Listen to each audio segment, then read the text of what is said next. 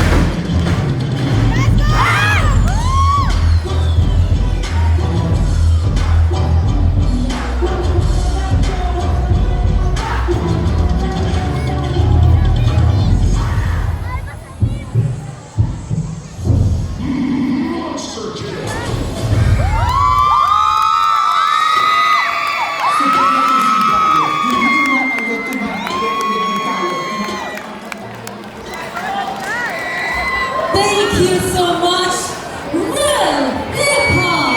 Grabe, yun lang ang masasabi ko. Grabe yung pinakita ng ating second group, full of surprises, full of nostalgia, talaga ibang level. Palakpakan naman natin Barangay San Luis Mon, Real Hip Hop! Mula sila sa Sampaloc Fort, talagang pinangatawanan, Real Hip Hop. Grabe. Ayaw niyo kaming Sama kasama. naman kayo sa akin sa unahan. Lapit naman kayo. Dahil at this point of time, we'll be hearing some comments coming from Miss Diane Season. Kita ko eh, pumapalakpak sa stories. Good evening, that's Marinelio. Again, welcome back sa mga dancers ng Dasma. Yun, Real Hip Hop. Super happy na panood ko kayo tonight.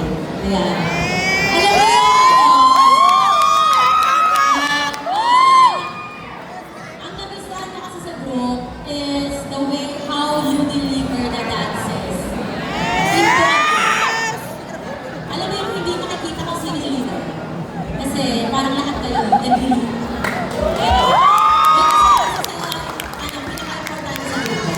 And then, kasi beatbox lahat. Ganyan. Kaya nakukuha niyo yung proper timing and ano.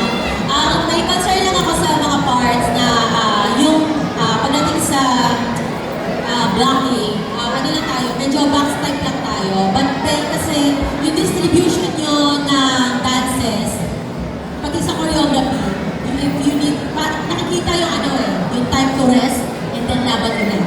Hinga, laban ulit. Then power, ganon. And one more thing na nagustuhan ko is yung interaction with the audience. Yun. Ayun. Very real. Ayun. Your genre is hip-hop, but this time is prank itself. Nakikita ko na sa buong dance nyo. Then, good luck tonight. Congrats. Thank you so much, Miss Diane Season and Real Hip Hop. Palakpakan naman po natin sila once again.